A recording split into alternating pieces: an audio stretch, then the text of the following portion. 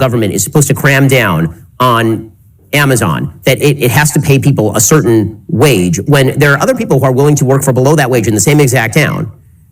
Like, how is that consensual? Consent seems to need to exist on both sides when it comes to labor relations. Yeah, look, the NLRB's main role is protecting workers who might deal with their employer raining terror on them if they are organizing the workplace. You know, the retaliatory strategies that we've seen from companies like Starbucks have been pretty gross.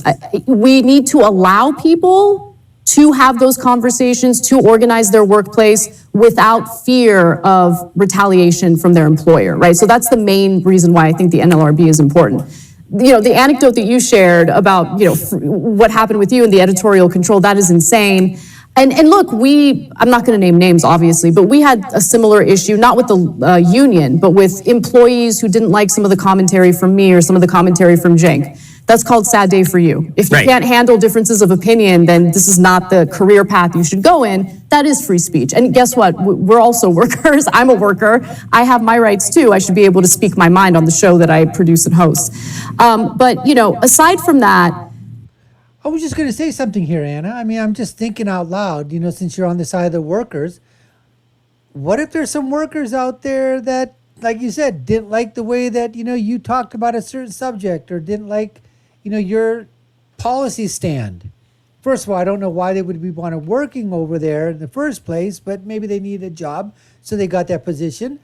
But that's no different than anybody else coming in basically saying, but I know it's a free speech issue, but you can understand where they've got a diversity of thought, diversity of opinion. Why aren't you listening to them? Right? But you would have perfect grounds if they continued to do that to fire that employee because they were making waves. They didn't like the way that you talked about a subject. They didn't like the subject material. They're not involved in that aspect of the business.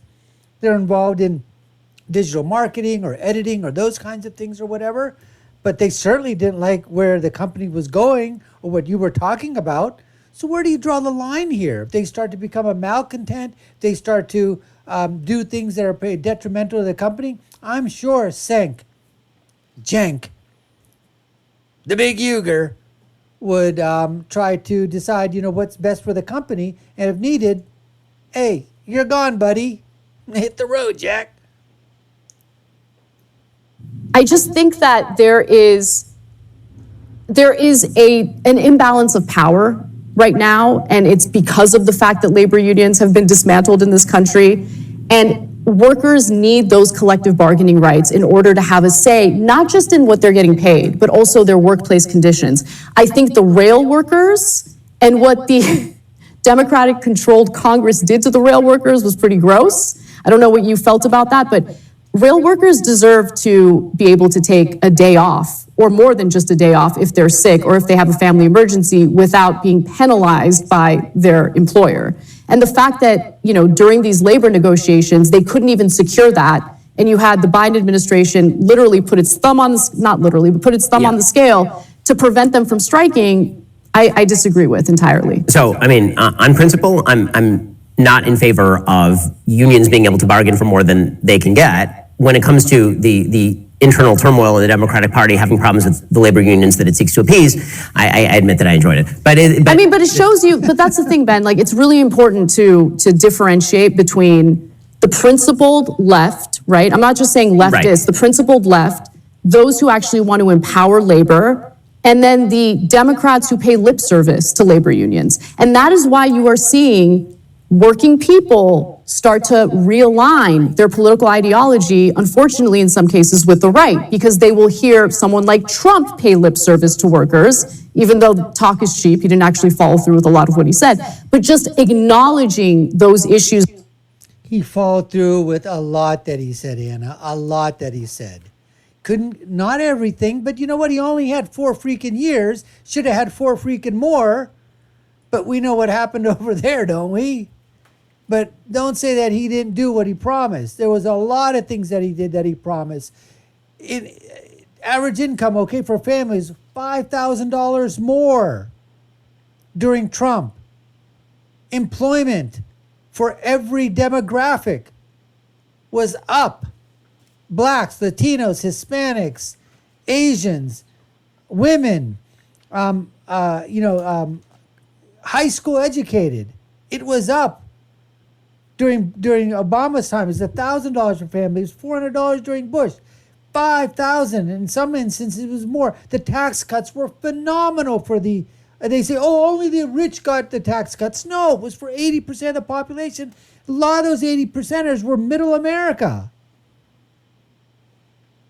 That workers have been dealing with made Trump super appealing to them. Well, I think in the future, one of the places where there will actually be bipartisan agreement is, I think indirectly it will have serious effects on labor, but the sort of willingness now to face up to the threat that China represents is going to have some pretty dramatic impact on reshaping supply chains, on reshaping how manufacturing and labor work, particularly in the United States. I think a lot of the outsourcing that has gone to China is going to be reshored in fairly short order, given the fact that both parties are now realizing what a threat China represents. Well, look, and aside from China being an adversary and all of that, and I'm a little uneasy with some of the rhetoric that I'm seeing, and it seems like an area where Democrats and Republicans are united.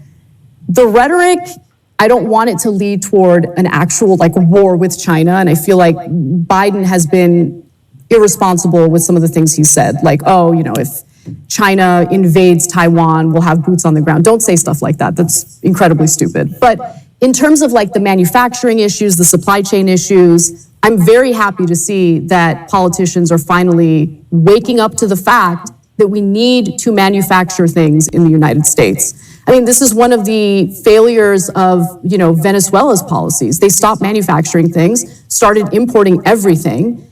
And once oil prices went down, and oil, of course, is their number one commodity and export, they were screwed, right? So we experienced how insanely fragile our... They were also screwed because of the policies that they had when they nationalized everything. That's the thing.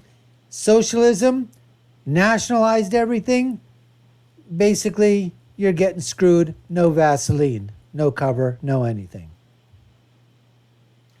Supply chains are, we need to manufacture jobs here in the manufacture products and bring jobs back here to the United States. I like that we're headed in that direction to some extent. The CHIPS Act is a good example of that. So we'll see what happens. I think there's certain specified industries, chips are obviously one of them, right, where they actually implicate national security. And so you are going to see some right-left coalitions that are sort of odd when it comes to reshoring, that sort of stuff. Same with pharmaceutical drugs, by the way. That's true. Yep. Any stuff that has been manufactured in China heretofore and that seriously impacts national security is going to be reshored. Much of it's not going to be reshored in the United States, by the way. A lot of it's going to end up in Vietnam. Some of it's going to end up in Thailand. Mexico. You're going to see a lot of this stuff go to other places on the globe. And the sort of countervailing point to the we need to reshore everything is that autarky has essentially been a giant failed economic strategy wherever it's been tried. The idea of all manufacturing happens in our country. All products must be produced from within. That generates economic failure. I mean, one of the reasons that Venezuela has failed is specifically because it is essentially economically isolated and self-isolated. I mean, they nationalized virtually all of their industry, and they prevented people from being able to own even within their country. I mean, there's foreign direct investment basically dried up. There's no money going into Venezuela. I mean, there's half of the story that's been told when it comes to the American economy about stagnating wages. The other half that has not been told is that what you get for your wages now is way better than what you got in 1980. I mean, that is just a reality. You would not wish to live in 1980. As opposed to now. You now have a refrigerator, you have a microwave, you have two cars, you have a... Sure, okay, so if you want to talk about the technological advances... Well, I mean, the stuff that... Sure, if you want to talk about the fact that you've got a couple of cars and a dog and a cat and a mouse and a rat, and, you've got a microwave and, flat screen TVs, sure, if you want to talk about that. I mean, that's what Anna's saying, right? Would you rather have the wages in 1980 or would you rather have your wages right now? Would you rather have the things that you have right now or the things you had in 1980? Come on, this is unbelievable.